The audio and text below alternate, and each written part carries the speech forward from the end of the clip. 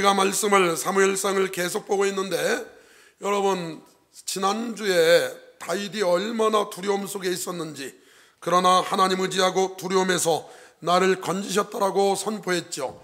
오늘은 다윗이 여전히 도망자 신세로 있는데, 그는요 집에서 도망쳐 나와서 라마 나요스로 갔고, 라마 나요드에서 제사장들이 있는 노브로 갔고, 노브에서 블레데데 땅 가드로 갔고, 가드에서 오늘 보니까 아둘람이라고 하는 굴에 들어가는데, 여러분 1절로 가보겠습니다. 시작. 그러므로 다윗이 그곳을 떠나 아둘람 굴로 도망하매 그의 형제와 아버지의 온 집이 듣고 그리로 내려가서 그에게 이르렀고.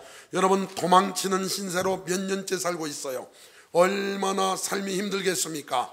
여러분과 저도 누군가로부터 뭔가로부터 쫓겨 도망 다닌다면 얼마나 힘들겠습니까? 쫓겨 다니다 지금 어디까지 왔냐? 아둘람이라고 하는 굴까지 왔어요. 그러나 여러분 잊지 마시길 바랍니다. 우리가 살다 보면 굴에 들어간 것처럼 정말 앞이 캄캄하고 끝도 없고 죽은 것 같고 끝난 것 같지만, 한번 따라합시다. 그리스도인에게 있어서 굴은 굴이 아니라 터널이다. 할렐루야. 여러분 왜 나는 터널이 이렇게 기냐고요? 괜찮아요. 높은 산을 넘어 있는 줄 믿습니다. 여러분이 있는 그곳이 굴속이라 할지라도 그곳에서도 하나님께 피할 수 있어요.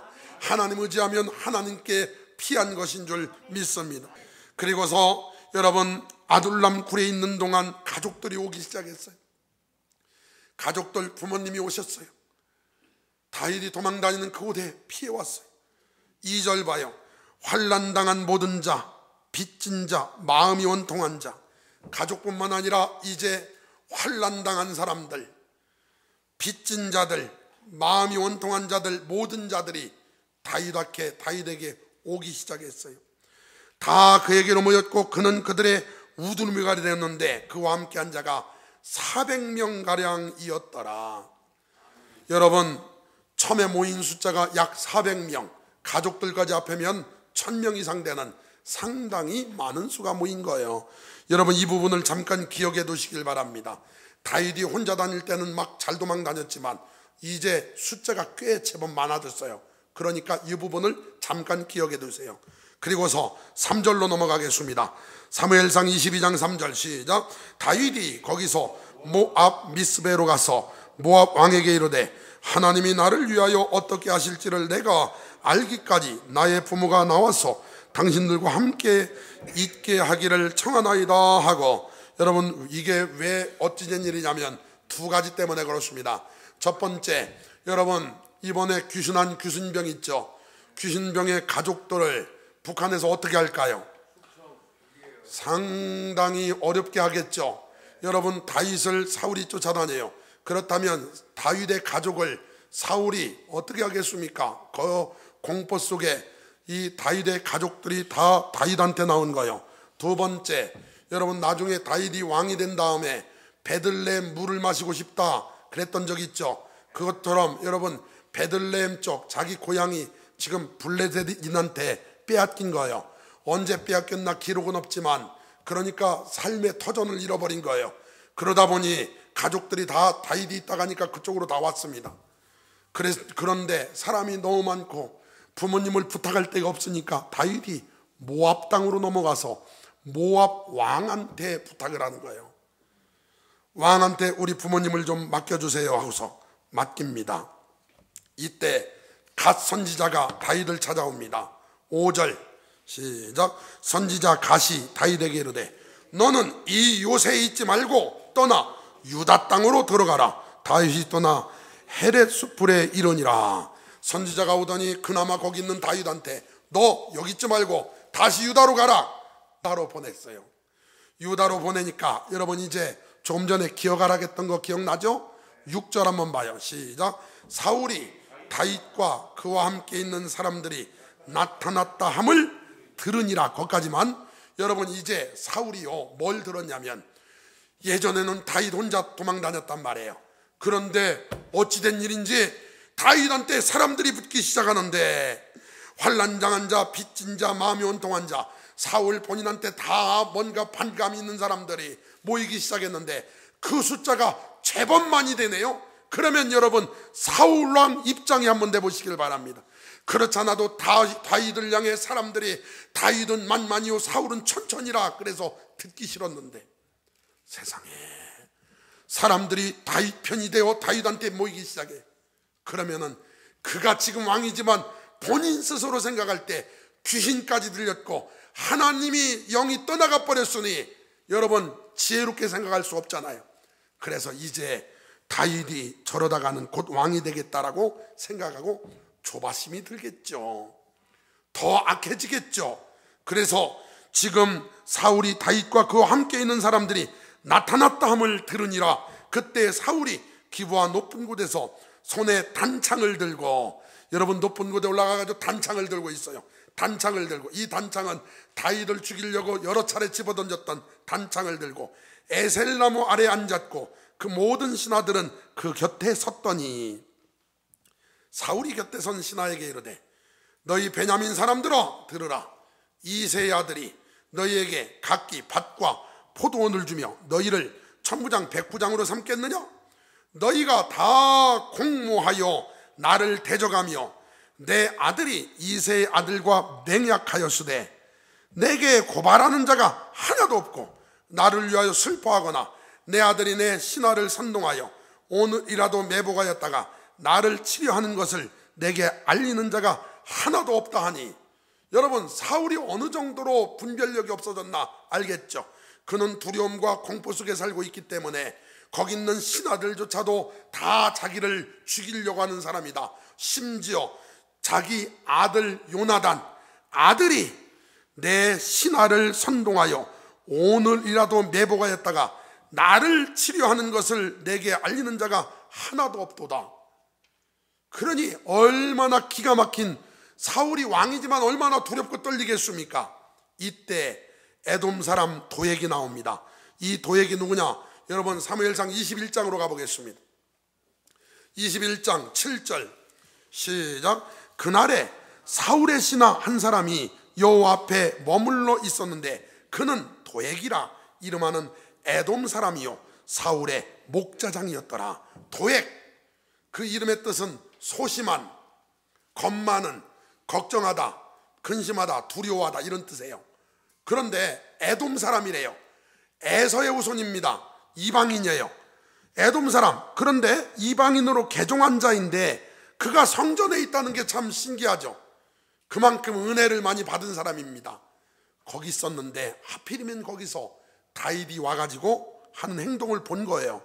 그것뿐만 아니라 이 도액은 여러분 목자장이라 그랬죠. 목축업이 직업인데 왕의 양이나 말이나 양이 먹는 가축들을 돌보는 사람이었어요. 이 사람이 앞으로 나오더니 이렇게 말합니다. 10절 시작. 아히멜렉이 그를 위하여 여호와께 묻고 그에게 음식을 주고 블레셋 사람 골리앗의 칼도 주더이다 이렇게 고소를 했어요. 그랬더니 사울왕이 그걸 듣고 그래 아히두베 아들 제사장 아히멜렉과 그 가족들을 다 불러라. 그랬더니 사람들이 총 86명이 나왔어요. 제사장 가족들 86명이 일단 나왔습니다. 왜 86명이라 하냐면 죽은 자가 85명이고 한 사람 도망갔으니 86명이 나와요. 그리고서 너 아히두베 아들아 들으라. 내 주여 내가 여기 있나이다. 네가 어찌하여 이새의 아들과 공모하여 나를 대적하여 그에게 떡과 칼을 주고 그를 위하여 하나님께 물어서 그에게 오늘이라도 매복하였다가 나를 치게 하려 하느냐? 아히멜렉이 대답합니다. 왕의 모든 신하 중에 다윗같이 충실한 자가 누가 있으며 그는 왕의 사위이며 왕의 호위대장이고 왕실에서 존귀한 자가 아닙니까? 그리고 내가 다윗을 위해 하나님께 물은 것이 이번 처음이 아니고 여러 번 물은 적이 있지 않습니까? 그러니까 그 죄를 나한테 덮어 씌우지 마십시오. 이렇게 대답했더니 사울이 아히멜렉아 너는 반드시 죽을 것이다. 그러더니 돌아오면서 여러분 호위병들한테 가서 다 죽여라 그래요. 그러니까 호위병들이 하나님의 종들을 어떻게 죽입니까? 자기들도 하나님 믿는데. 그래서 못 죽여요. 이때 사울이 자기한테 고소한 도액한테 네가 가서 죽여라 그랬더니 도액이 성큼성큼 가더니 85명이나 되는 제사장 그룹을 다 죽여요. 한 사람만, 아비아달이라는 사람만 극적으로 살아나서 다윗한테 옵니다. 여러분 이거 참 기가 막힌 일이에요. 생각해봐요. 85명을 다 죽였어요. 거기서 끝난 게 아니고 19절 좀 봐요. 19절 시작. 제사장의 성읍 노베 남녀와 아이들과 젖 먹는 자들과 소와 나귀와 양을 칼로 쳤더라. 다 죽여버렸어요. 여러분 지금 제사장만 죽인 게 아니고 제사장의 가족 어린아이들까지 다 죽였어요. 그러면은 그걸 지켜보고 있는 다윗 한번 생각해 봐요. 그 사울의 마음이 얼마나 분노와 얼마나 자기를 향한 마음이 강한지를 알겠잖아요. 그러니까 그 상황 속에 이렇게 이 정도로 마음이 기가 막힐 정도로 악해 있는 사울이 옆에 있는데 다윗이 이런 상황 속에서도 마음이 평안할 수 있을까? 이런 상황에서도 신앙생활을 잘할 수 있을까? 그러면 궁금한 게 있잖아요. 여러분 제사장 아히멜렉을 왜 이렇게 하나님 보호하지 않고 다 죽게 내버려 뒀을까? 이유가 있습니다. 먼저 사무엘상 14장 3절 한번 보겠습니다. 시작. 아히야는 에봇을 입고 거기 있었으니 그는 이가봇의 형제 아히두베의 아들이요. 거기 이가봇의 형제 아히두베의 아들 아히둡 기억해 두시고 비느하스의 손자요 실로에서 여호와의 제사장 되었던 엘리의 증손이었더라. 백성은 요나단이 간 줄 알지 못하니라. 여러분 아히둡이 나왔죠. 다시 말해 아론의 아들, 아론은 4명의 아들을 뒀죠. 그 중에 이다말의 아들 엘리의 아들 비느하스가 2 아들을 줬어요. 여러분 아시다시피 전쟁터에서 죽잖아요. 그러니까 그 아내가 조산하잖아요. 그 소식을 듣고 죽으면서 아내가 아기 낳다 죽으면서 아기 이름을 줘요. 이가봇이라고 이름을 짓는데 영광이 떠났다는 뜻이에요. 이가봇. 그런데 이가봇과 또 하나 아들이 있으니 아히둡. 이 아히둡의 아들이 바로 아히멜렉이에요. 아히둡의 아들이 아히멜렉. 그러니까 다시 말해 아히멜렉은 여러분 우리가 너무나 잘 알고 있는 엘리의 후손이에요. 그러면 왜 엘리의 집안을 그냥 두셨을까? 성경 사무엘상 3장으로 한번 가보겠습니다. 과거로 한번 가보겠어요? 3장 10절 시작. 여호와께서 임하여서서 전과 같이 사무엘아 사무엘아 부르시는지라. 사무엘이 이르되 말씀하옵소서 주의 종이 듣겠나이다 하니 여호와께서 사무엘에게 이르시되 보라 내가 이스라엘 중에 한 일을 행하리니 그것을 듣는 자마다 2 귀가 울리리라. 내가 엘리의 집에 대하여 말한 것을 처음부터 끝까지 그날에 그에게 다 이루리라. 내가 그의 집을 영원토록 심판하겠다고 그에게 말한 것은 그가 아는 죄악 때문이니 이는 그가 자기의 아들들이 저주를 자청하되 금하지 아니하였음이니라. 그러므로 내가 엘리의 집에 대하여 맹세하기를 엘리 집의 죄악은 제물로나 예물로나 영원히 속죄함을 받지 못하리라 하였노라 하셨더라. 이게 얼마나 무서운 얘기예요. 여러분 엘리가 죄를 범하고 그리고 엘리의 자녀들이 죄를 범하는 거 금하지 않았기 때문에 하나님께서 재앙이 니네 집안에 임할 거라고 그랬죠. 그런데 그 재앙이 증손자에게 임해버렸죠. 사랑하는 성도 여러분, 오늘 우리가 하는 행동 하나하나가 자녀들한테 영향을 미칠 수 있다는 걸 기억하시고 오늘도 절대로 함부로 살지 마시기를 바랍니다. 이렇게 이제 아비아달 하나가 살아가지고 도망왔단 말이에요. 도망오니까 22절 봐요. 다윗이 아비아달에게 이르되 그날에 에돔 사람 도액이 거기 있기로 내가 반드시 사울에게 말할 줄 내가 알았노라. 내 아버지 집에 모든 사람 죽은 것이 나의 탓이로다. 여러분, 다윗은 정말 기가 막히게 훌륭한 사람이에요. 그렇게 된 건 내 탓이다, 내 잘못이야, 내 탓이야. 그러면서 아비아달을 잘 돌봐줍니다. 나를 떠나지 마라, 두려워하지 마라. 너를 죽이려는 사람이 나를 죽이려는 사람이니 나와 함께 있으면 너도 하나님이 지켜주실 것이다. 그러면서 이렇게 평안을 주죠. 여러분, 이 와중에 다윗이 시 한 편을 또 써요. 시 한 편을 쓰는데 시편 52편을 한번 보겠습니다. 시편 52편 52자 옆에 이렇게 써 있어요. 다윗의 마스길 교훈. 인도자를 따라 부르는 노래. 에돔인 도액이 사울에게 이르러 다윗이 아히멜렉의 집에 왔다고 말하던 때, 그러니까 지금 우리가 읽은 본문, 지금 본문에 나온 사건 아닙니까? 이때 여러분, 다윗이 시편 52편을 썼어요. 1절 봐요. 포악한 자여, 도액이에요, 도액. 네가 어찌하여 악한 계획을 스스로 자랑하는가? 하나님의 인자하심은 항상 있도다. 할렐루야. 네가 아무리 그래도 하나님의 인자하심은 항상 있다. 이렇게 말해. 2절. 네 혀가, 도액 네 혀가 심한 악을 꾀하여 날카로운 삭도같이 간사를 행하는도다. 네가 선보다 악을 사랑하며 의를 말함보다 거짓을 사랑하는도다. 간사한 혀여, 너는 남을 해치는 모든 말을 좋아하는도다. 그런즉 하나님이 영원히 너를 멸하심이요 너를 붙잡아 내 장막에서 뽑아내며 살아있는 땅에서 내 뿌리를 빼시리로다.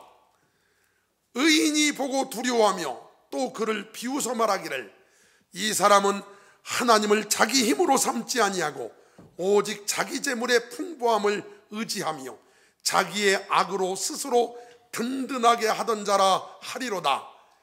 그러나 시작. 나는 하나님의 집에 있는 푸른 감람나무 같음이요 하나님의 인자하심을 영원히 의지하리로다. 아멘. 이야, 참 다윗은 정말 대단한 사람이에요. 그는 뭐라고 고백했냐면, 그러나 나는 하나님의 집에 있는 푸른 감람나무 같음이요. 네가 아무리 그렇게 악한 말을 하고 아무리 그렇게 행동해도 나는 하나님 집에 있는 푸른 감람나무 같다. 하나님의 인자하심을 영원히 의지하리로다. 인자, 헤세드, 하나님의 헤아릴 수 없는 은혜, 자비, 은총. 사랑하는 성도 여러분, 그가 말합니다. 나는 하나님의 집에 있는 푸른 감람나무 같음이요 하나님의 인자하심을 영원히 의지하리로다. 할렐루야죠. 할렐루야. 사랑하는 성도 여러분, 오늘 말씀 제목을 한번 보세요. 시작. 하나님의 인자하심을 영원히 의지하자. 여러분이 지금 쫓기는 환경이라 할지라도, 여러분 힘들고 어려운 환경이라 할지라도 하나님 철저히 의지하시면 하나님이 도와주실 줄 믿습니다. 저주는 끝이 아니에요. 지금 저주처럼 보이지만 절대로 저주가 아니에요. 그것은 저주가 아니라 그리스도인에게 있어서 연단입니다. 나를 크게 하시려는, 나를 써주시려는 잘 되고 있는 중인 줄 믿습니다. 사랑하는 성도 여러분, 포기하지 마시길 바랍니다. 낙심하지 마시길 바랍니다. 하나님 살아계세요. 여러분 모두 다 사랑하십니다.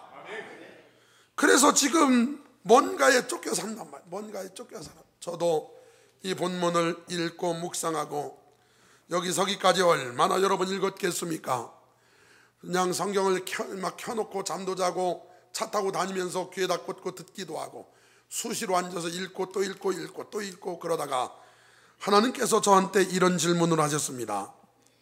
상진아, 나 목사야, 너는 무엇에 쫓겨 살고 있냐? 이렇게. 여러분은 무엇에 쫓겨 살고 있습니까? 저는 제가 제 모습을 가만히 보니 개척을 일찍 했단 말이에요. 친구들보다 앞서가고 있단 말이에요. 그러다 보니 앞서가는 사람은요 나름대로 상당히 힘들어요. 그래가지고 내가 나도 모르는 사이에 성공에 쫓기고 있구나. 나도 모르는 사이에 내가 나 스스로에 쫓기고 있구나. 내가 어쩌면은 여러 가지 상황에 쫓기는 삶을 사는구나. 사랑하는 성도 여러분, 여러분은 뭐에 쫓겨 살고 있습니까? 그 상황 속에서도 하나님께 피하시길 바라고 하나님을 철저히 의지하시면 하나님은 저와 여러분을 전화위복 만들어 주실 줄 믿습니다. 그래서 하나님의 인자하심을 영원히 의지하리로다. 주께서 이를 행하셨으므로 내가 영원히 주께 감사하고 주의 이름이 선하심으로 주의 성도 앞에서 내가 주의 이름을 사모하리이다. 참 힘들고 어려울 때 다윗의 고백이 얼마나 보배 같아요. 보석 같아요. 오늘 힘들고 어려울 때 그 사람이 진짜 하나님을 믿는지 안 믿는지, 도망치다가 여러분이 진짜로 하나님을 믿는 사람인지 안 믿는 사람인지 다 알 수 있어요. 난리가 나보면 여러분과 제가 나라를 사랑하는 사람인지 아닌지, 교회가 어려움을 당해보면 교회를 사랑하는 사람인지 아닌지, 여러분 환경이 딱 이 여러 가지 상황이 오면 내가 건강한 사람인지 아닌지 다 알잖아. 이게 독감이 한번 돌아봐요. 내가 건강한 사람인지 아닌지 알잖아. 이게 어떻게 알아요? 건강한 사람은 면역성이 강해서 알아요. 아무리 환경이 어려워도 하나님 의지하시길 바랍니다. 하나님의 인자하심은 항상 있습니다. 힘들고 어려운 상황 속에서도 있어요. 다윗이 고백했잖아요. 시편 52편 1절에 하나님의 인자하심은 항상 있도다. 나는 하나님 집에 있는 푸른 감람나무 같으며 하나님의 인자하심을 영원히 의지하리로다. 이야, 그 와중에서도 하나님 의지하세요. 철저히 하나님 의지하세요. 주께 피하세요. 그렇다면 동굴이 터널되며 밀물의 때는 반드시 오게 되며 모든 상황은 다 간증되며 훗날에 다윗이 왕이 된 다음에 그때를 되돌아보잖아요. 사랑하는 성도 여러분, 그때야말로 하나님께서 나를 쓰시려고 연단하는 중이니 낙심하지 말고 포기하지 말고 하나님도 의지하셔서 하나님 원하시는 그릇으로 준비되어 쓰임받는 분들 다 되시기를 주님의 이름으로 축원합니다.